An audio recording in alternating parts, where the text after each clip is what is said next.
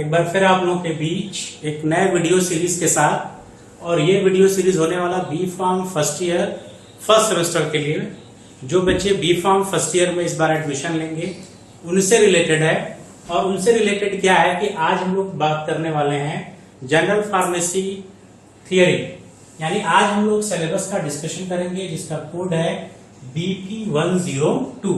तो आइए देखते हैं जनरल फार्मेसी थियरी में जिसका कोड BP 102 है, इस सिलेबस में क्या क्या कंटेंट हम लोगों को पढ़ना है।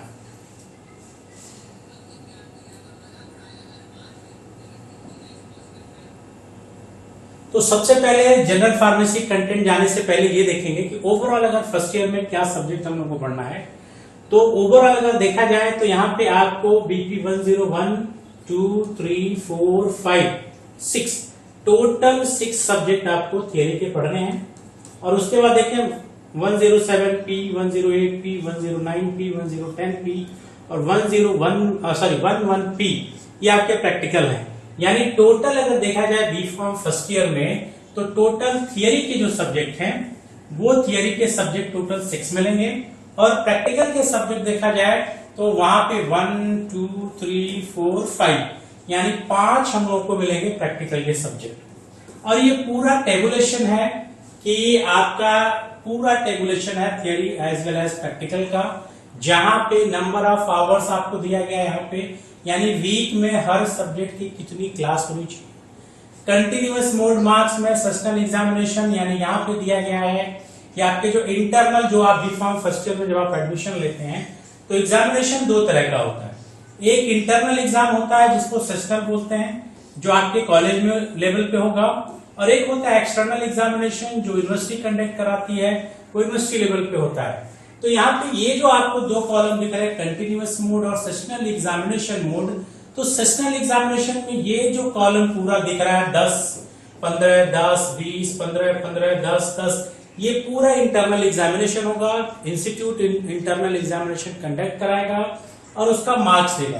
कंटिन्यूअस मोड आपका जो यहाँ पे ये दिख रहा है कंटिन्यूअस मोड मार्क, ये असेसमेंट होता है आपके अटेंडेंस पे, आपके असाइनमेंट पे, ये आपको मार्क्स दिया जाएगा। तो अगर एक जनरल बात की जाए, अगर हम जनरल फार्मेसी को लेके चले, जनरल फार्मेसी BP 102, यहाँ पे 3 घंटे का लेक्चर है। कंटिन्यूअस मोड यानी 15 नंबर का आपका कंटिन्यूअस मोड होगा जिसमें असाइनमेंट होंगे, अटेंडेंस होंगे। 15 नंबर आपका सेशनल एग्जामिनेशन होगा, यानी इंटरनल मार्क्स टोटल कितने के हो गए 30 मार्क्स। यानी जो इन हाउस एग्जामिनेशन में जो आपको यहां से मार्क्स मिलेंगे उनका जो इवेल्युएशन होगा वो 30 मार्क्स का होगा, 15 + 15। और जो ड्यूरेशन सेशनल का दिया रहा है वहां पे 1 आवर है, सबके 1 आवर है। प्रैक्टिकल के यहाँ पे आपको देखने को मिल रहा है 3 आवर्स। तो यहां पे देखें इंटरनल टोटल जो लिख रहा है वो लिख रहा है कि पहले का 20, फिर जनरल फार्मेसी का मैंने कहा 30 मार्क्स। अब इसका एंड सेमेस्टर एग्जामिनेशन होगा, यानी जो यूनिवर्सिटी में एग्जामिनेशन होने वाला है वो जनरल फार्मेसी के जो टोटल मार्क्स होंगे वो 45 और जो एग्जामिनेशन का टाइम है वो 2 आवर्स है। यानी इसके पहले अगर देखें 2026 से पहले जो फार्मेसी का सिलेबस था, 2026 से पहले कोई भी थियरी एग्जामिनेशन होता था उसका ड्यूरेशन 3 आवर्स होता था, यानी हर पेपर 3 घंटे का होता है। लेकिन 2026 में फार्मेसी काउंसिल ऑफ इंडिया ने सिलेबस को रिवाइज किया है और सिलेबस नया सिलेबस इंप्लीमेंट हुआ है। उस नए सिलेबस में एग्जामिनेशन के टाइम भी देखिए चेंज हो गया, यानी जो पहला पेपर पाइथन वो सिर्फ 1.5 घंटे का होगा, तीसरा paper health care and psychology वो 1.5 घंटे का पेपर होगा, लेकिन ह्यूमन एनाटॉमी का जो पेपर वो 3 घंटे का होगा। इसी तरह से इंट्रोडक्शन ऑफ फार्माकोग्नोसी 2 घंटे का पेपर होगा। इसी तरह से pharmaceutical inorganic analytical chemistry 2 hours का होगा। यानी हर पेपर के आवर्स अलग अलग है। पहला पेपर 1.5 आवर्स का है, जनरल फार्मेसी 2 घंटे का है, सबसे लेंथी पेपर 3 आवर्स का हो रहा है ह्यूमन एनाटॉमी एंड पैथोफिजियोलॉजी। यानी अब क्या है कि सब्जेक्ट के अकॉर्डिंग उसका आवर्स डिसाइड किया जा रहा है। पहले जो भी एंड सेमेस्टर एग्जामिनेशन होते थे उनका आवर्स 3 आवर्स होता था। अब मार्क्स के टोटलिंग में भी यहाँ पे अंतर मिलेगा आपको, यानी टोटल मार्क्स पहला जो होगा वो 50 मार्क्स का है, यानी 30 आपका यूनिवर्सिटी लेवल पे एग्जामिनेशन हो रहा है और टोटल आपका क्या है इंटरनल, जो कि डिवाइड किया गया 10 + 10 में। और इसी तरह से अगर आप जनरल फार्मेसी की बात करें तो जनरल फार्मेसी के टोटल मार्क्स देखें 75, जिसमें 45 मार्क्स के एंड सेमेस्टर एग्जामिनेशन यानी यूनिवर्सिटी लेवल पे एग्जामिनेशन होगा और 30 मार्क्स जो 15 प्लस 50 ये आपके इंटरनल होंगे। इसी तरह से पूरा इवैल्यूएशन स्कीम यहाँ पे देखने को मिलेगी। अब यहाँ पे सबसे ज्यादा मार्क्स के जो पेपर हो रहे हैं वो कौन से हो रहे हैं? ह्यूमन एनाटॉमी HAP, ये 100 मार्क्स के हो रहे हैं, जिसमें 60 मार्क्स एंड सेमेस्टर है यानी यूनिवर्सिटी लेवल पे और 40 मार्क्स का इंटरनल एग्जामिनेशन। तो यहां पे देखें तो हर सिलेबस हर सब्जेक्ट का अलग अलग क्रेडिट पॉइंट्स है, सबके इंपॉर्टेंस के हिसाब से उसको क्रेडिट पॉइंट दिया गया है। जैसे पहले का 2 है, फिर जनरल फार्मेसी का 3 है, फिर आपका हेल्थ साइकोलॉजी का 1 है, HAP का 4 है और इसी तरह से फार्माकोपोसी का 3 है। तो क्रेडिट पॉइंट्स भी यहाँ पे अलग अलग दिए गए हैं और जो प्रैक्टिकल है इनका सारा क्रेडिट पॉइंट 1 दिया गया है। तो ये आपका ओवरऑल स्कीम है बी फार्म फर्स्ट ईयर का, यानी टोटल अगर आप देखें 6+5 के कॉन्सेप्ट में चलना है। 6 थियरी के पेपर होंगे और 5 प्रैक्टिकल के होंगे, जिसका मार्क्स पैटर्न भी मैंने बता दिया, कितने इंटरनल के होंगे कितने एक्सटर्नल के होंगे। अब हम लोग देखें जनरल फार्मेसी का सिलेबस ऑफ कंटेंट क्या है। तो जनरल फार्मेसी के सिलेबस ऑफ कंटेंट को देखा जाए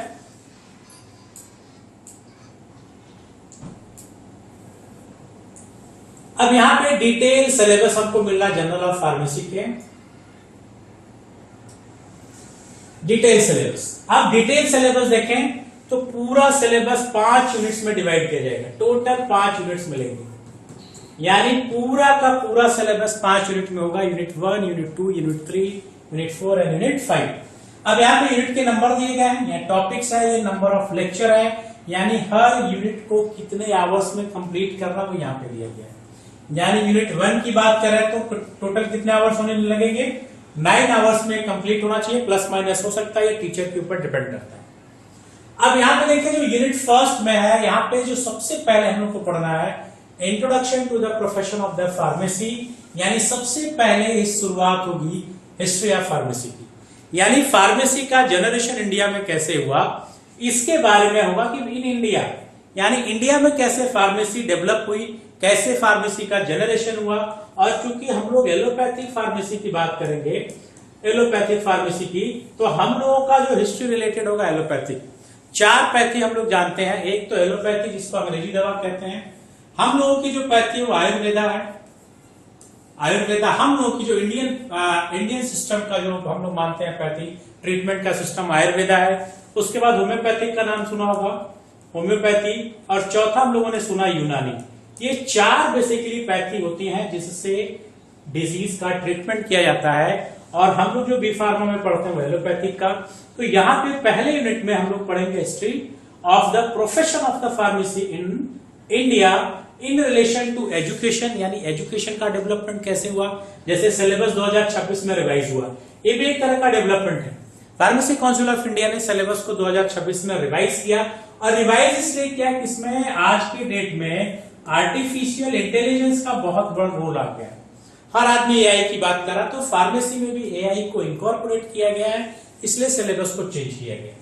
उसके बाद इंडस्ट्री का डेवलपमेंट कैसे हुआ ये देखेंगे, कुछ ऑर्गेनाइजेशन के डेवलपमेंट कैसे हुए, ये सारा हम लोग देखेंगे हिस्ट्री ऑफ प्रोफेशन फार्मेसी। दूसरा इसी में टॉपिक है स्कोप ऑफ द फार्मेसी, यानी हम बी फार्म करने जा रहे हैं और बी फार्म करने के बाद क्या स्कोप है, क्योंकि किसी भी कोर्स की क्रेडिबिलिटी, उसकी वैल्यूबिलिटी उसके स्कोप पे डिपेंड करता है।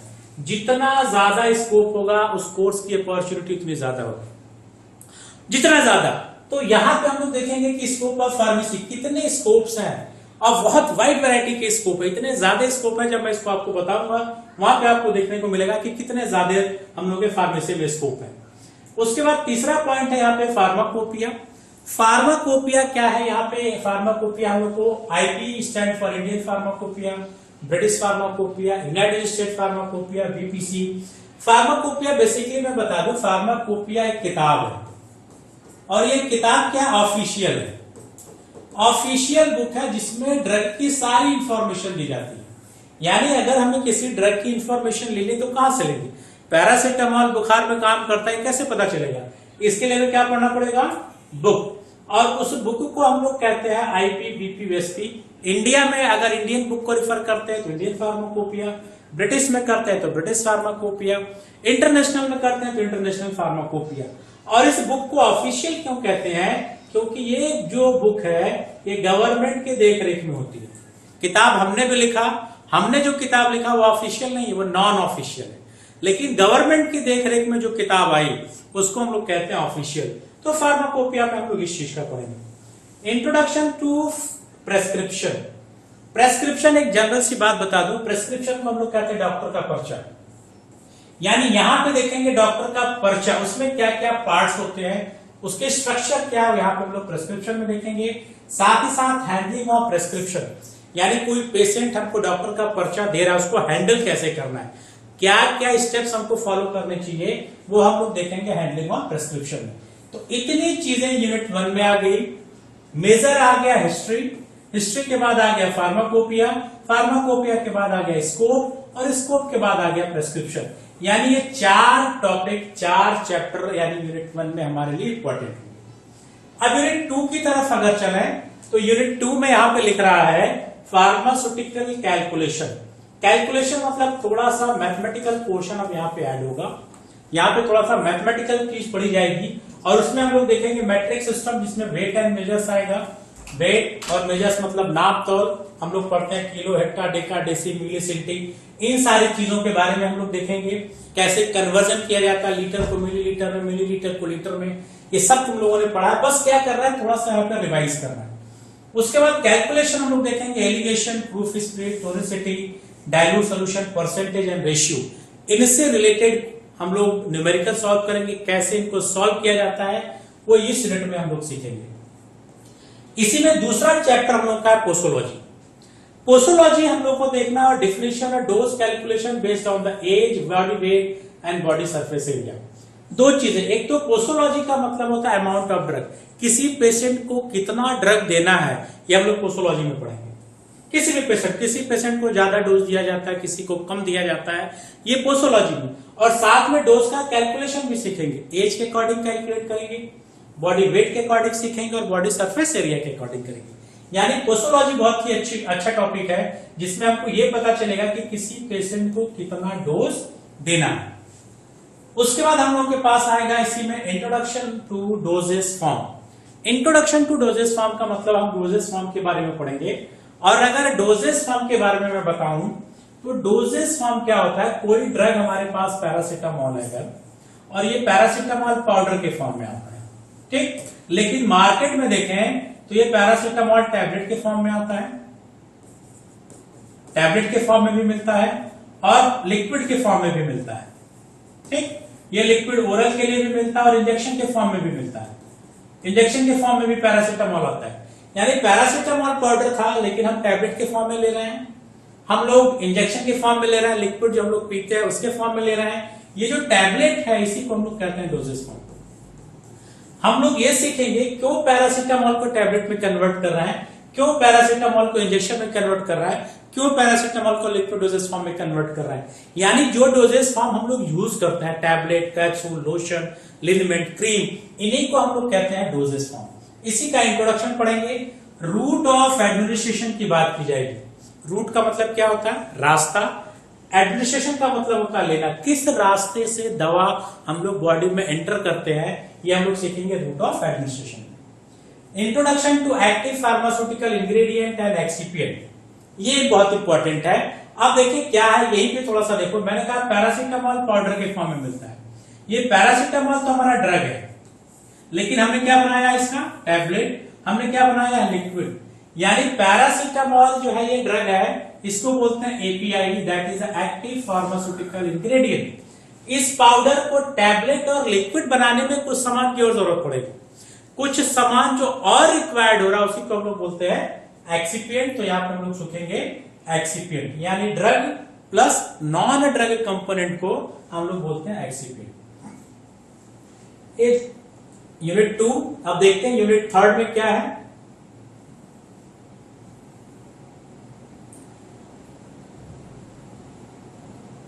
Unit third solid doses form, जिसमें हम लोग पढ़ेंगे पाउडर के बारे में, टैबलेट्स के बारे में, कैप्सूल्स के बारे में। ये सॉलिड डोजेस फॉर्म है, अभी डोजेस फॉर्म मैंने बताया ही। तो डोजेस फॉर्म जो है हमारा सॉलिड के फॉर्म में भी होता है, लिक्विड के फॉर्म में भी होता है, सेमी सॉलिड के फॉर्म में भी होता है और गैस के फॉर्म में भी डोजेस फॉर्म अवेलेबल है। तो सबसे पहले हम लोग पढ़ेंगे सॉलिड डोजेस फॉर्म, जिसमें पाउडर के बारे में पढ़ा जाएगा। पाउडर हम लोग यूज करते हैं, जैसे डस्टिंग पाउडर यूज करते हैं, हम लोग जितने भी हेल्थ सप्लीमेंट खाते हैं वो सारे पाउडर के फॉर्म में होते हैं। टैबलेट्स के बारे में पढ़ेंगे और कैप्सूल के बारे में पढ़ेंगे। तो यूनिट 3 में हम लोग देखेंगे, हम लोग जो पढ़ेंगे वो पढ़ेंगे सॉलिड डोजेस फॉर्म के बारे में। अब आते हैं यूनिट 4 की बात करें। यूनिट 4 में देखें तो यहां पे लिख रहा है मोनोफेजिक एंड बाइफेजिक लिक्विड, यानी यूनिट 3 में हम लोगों ने क्या पढ़ा, सॉलिड डोजेस फॉर्म एसडीएफ। अब यूनिट 4 में क्या पढ़ेंगे, एलडीएफ। एलडीएफ मतलब हो गया लिक्विड डोजेस फॉर्म। अब इस लिक्विड डोजेस फॉर्म में दो तरह के लिक्विड डोजेस फॉर्म आएंगे, जब पढ़ा जाएगा तो हमें बताऊंगा, एक मोनोफेजिक और एक बाइफेजिक। सिंपल कॉन्सेप्ट अगर मोनोफेजिक एंड बाइफेजिक का मैं बताऊं, ये इंटरमीडिएट में पढ़ा भी होगा तुम लोगों ने। मोनोफेजिक देखो, कोई भी अगर हम लोग सोल्यूशन बनाते हैं उसमें दो चीज की रिक्वायरमेंट होती है, सल्यूट प्लस सॉल्वेंट। ठीक, अब ये सल्यूट जो है अगर डिसॉल्व हो गया, सल्यूट क्या हो गया, डिसॉल्व, तो इसको बोलेंगे मोनोफेजिक। और यही सल्यूट अगर अनडिसॉल्व है, यानी सॉल्वेंट में अनडिसॉल्व है, डिसॉल्व नहीं हो रहा है, इसको बोलेंगे बाइफेजिक। जैसे हमने ले लिया NaCl, नमक प्लस वाटर, तो नमक पानी में क्या होता है, घुल जाता है, इसको बोलेंगे मोनोफेजिक। इसी तरह से सैंड ले लो, बालू प्लस या कैल्शियम कार्बोनेट ले लो, इनको पानी में डालो तो ये घुलता नहीं, ऐसे को बोलेंगे बाइफेजिक। ठीक, डाइजिन पीते हो, डाइजिन का सिरप, डाइजिन का जो सिरप है वो बाइफेजिक में आएगा, जिसको हम लोग बोलते हैं सस्पेंशन। तो यहाँ पे देखो सस्पेंशन भी दिख रहा है और इमल्शन भी दिख रहा है, तो हम लोग सस्पेंशन के बारे में पढ़ेंगे और इमल्शन के बारे में पढ़ेंगे। अब यूनिट 5 हमारे पास आ गया, लास्ट यूनिट। तो लास्ट यूनिट हमारे पास है सेमी सॉलिड डोजेस फॉर्म। तो अब देखो सॉलिड डोजेस फॉर्म भी हम लोगों ने पढ़ना है, हम लोग को लिक्विड डोजेस फॉर्म भी पढ़ना है। अब हम लोगों को सेमी सॉलिड डोजेस फॉर्म भी पढ़ना है, जिसमें क्रीम वगैरह हम लोग यूज करते हैं, ऑइंटमेंट। तो सेमी सॉलिड डोजेस फॉर्म में हम लोग को डिफिनेशन, क्लासिफिकेशन पढ़ना है। यहाँ पे डिसएडवांटेज, ऑइंटमेंट के बारे में पढ़ना है, ठीक, क्रीम के बारे में पढ़ना है, जेल के बारे में पढ़ना है और पेस्ट के बारे में पढ़ना है। यानी जो क्रीम हम लगाते हैं, जेल लगाते हैं, पेस्ट यूज करते हैं, टूथपेस्ट, उनके बारे में पढ़ेंगे। एंड उसके बाद जो लास्ट टॉपिक आपका आएगा, that is a suppository and accessories, इसके बारे में पढ़ना है। ये भी एक तरह का डोजेस फॉर्म है जो हम लोग इसको यूज करते हैं। रिकमेंडेड कुछ रेफरेंस के यहाँ पे बुक दिए गए हैं, उन बुक की मदद लेंगे किताब पूरे चैप्टर्स को पढ़ने के लिए। ये सारे यहाँ पे हैं, देखिए इंडियन फार्माकोपिया, ये सारी चीजें भी दी गई हैं। तो यहाँ पे रिकमेंडेशन मिलेगा लास्ट में बुक का। तो ये ओवरऑल एक डिस्कशन था सिलेबस। आपको सिर्फ दिमाग में रखना 5 यूनिट हम लोग को पढ़ना है और हम लोग यूनिट को 1 by 1 लेक्चर वाइज पढ़ेंगे। यानी स्टार्ट करेंगे यूनिट 1 से, यानी सबसे पहले हम लोग डिस्कशन करेंगे हिस्ट्री ऑफ फार्मेसी की, क्या इतिहास रहा है, और इतिहास के बाद जो सबसे इंपॉर्टेंट पॉइंट पे चलेंगे, दैट इज अ स्कोप। अब यानी नेक्स्ट वीडियो में हर यूनिट वाइज, लेक्चर वाइज आपको वीडियो मिलेगा, पूरा कंप्लीट सिलेबस एग्जामिनेशन से बिफोर होगा। साथ ही साथ सिलेबस कवर होने के साथ साथ कुछ हम लोग क्वेश्चंस को सॉल्व करेंगे, यानी जो एग्जामिनेशन से रिलेटेड क्वेश्चन है इनको भी देखेंगे, किस तरह के क्वेश्चंस आते हैं, चैप्टर वाइज क्वेश्चंस को भी सॉल्व करेंगे, ताकि एग्जामिनेशन में हम लोगों को मदद मिल सके। तो एक इंफॉर्मेशन थी जो मैंने आप लोगों के साथ शेयर किया। अब इस पूरे सब्जेक्ट को लेक्चर वाइज में डिवाइड करके फिर मैं आप लोगों के सामने आऊंगा। तब तक के लिए goodbye, have a nice day.